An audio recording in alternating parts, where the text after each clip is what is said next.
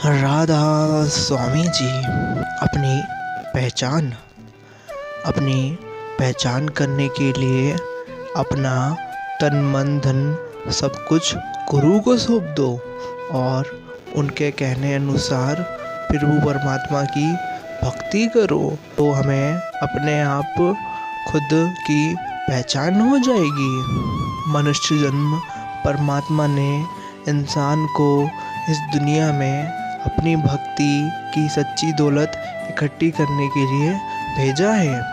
अगर आज हमने मनुष्य जन्म के इस मौके को गंवा दिया तो फिर कोई और मौका नहीं है, क्योंकि परमेश्वर रूपी दौलत केवल मनुष्य जन्म में ही मिलती है। इसलिए हमारा मनुष्य जन्म यह एक ऐसा नाजुक मोड़ है जहाँ से हम सभी निर्णय लेकर सच्ची मंजिल के सही रास्ते पर चलकर अपनी असली घर पहुँच सकते हैं। गुरु किसी भी जीव के पाप और कर्म अवगुणों को उसकी नज़र से देखता है। जैसे एक धोबी कपड़े की मेल को देखता है, उसकी नज़र कपड़े पर होती है, ना कि मेल पर। गुरु का लक्ष्य कपड़े को किसी भी तरह साफ करना है। अब यह उसकी मर्जी है, चाहे वे मुलायमित से साबुन लगाकर साफ करे या पत्थर पर उसे पीट कर साफ करे। यह अच्छी तरह समझने की, अगर तू सद्गुरु की याद में बैठता है तो वह उसका एवज देगा।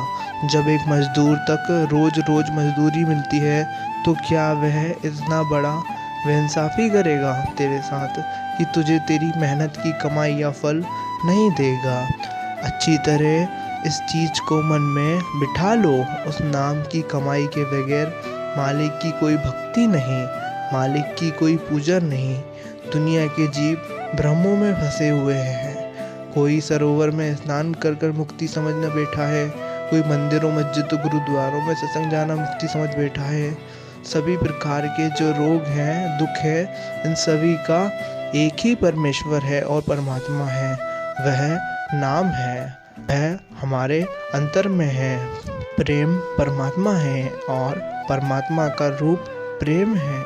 इसलिए आयु का जितना भाग मालिक के प्रेम के बगैर बीत गया, उसकी गिनती ना करो। गुरु महाराज जी संगत को उपदेश दे रहे हैं कि सच्चे और पूर्ण गुरु की संगत में रहने से मन में उत्साह पैदा होता है, मनुष्य श्रेष्ठ नाम जपने लगता है, परमात्मा के अनकहे गीत का गुणगान करने लगता है। प्रभु का सिमरन करके मनुष्य की चिंताएं मिट जाती हैं, मनुष्य संसार रूपी समुद्र से पार उतर जाता है। पलटू साहिब जी फरमाते हैं कि हमें ऊंची जात या जात पात के आधार पर अहंकार नहीं करना चाहिए।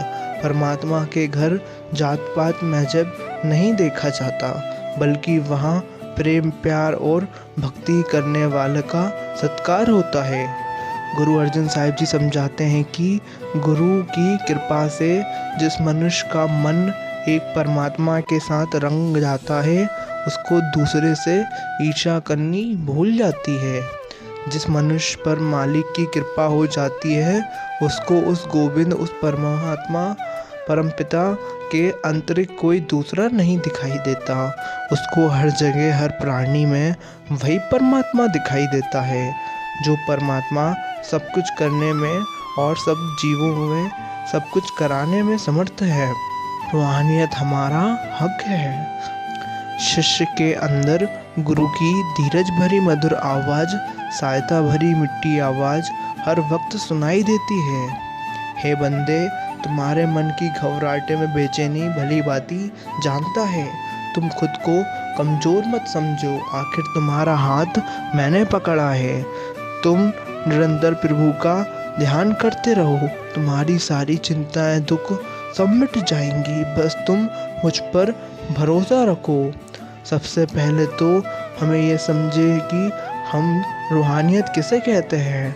असल में रूहानियत हमारी यानी आत्मा का परमात्मा से मिलना है। अगर आप प्रसन्न हैं, फूल भी हंसते हुए मालूम होते हैं, और अगर आप उदास हैं तो फूल भी दुखी उदास मालूम पड़ते हैं। हर आदमी की दिखने वाली आँख अलग है। कोई खुशी देख रहा है तो कोई दुख देख रहा है। आप जैसे हैं वैसा आपका संसार हो जाता है। जैसे आप नहीं हैं आपका संसार वैसा कभी नहीं हो सकता, क्योंकि आप अपने संसार के निर्माता हैं। धर्म कहता है जिसने स्वयं को जान लिया उसने सबको जान लिया। एक के साधे सब सज जाते हैं।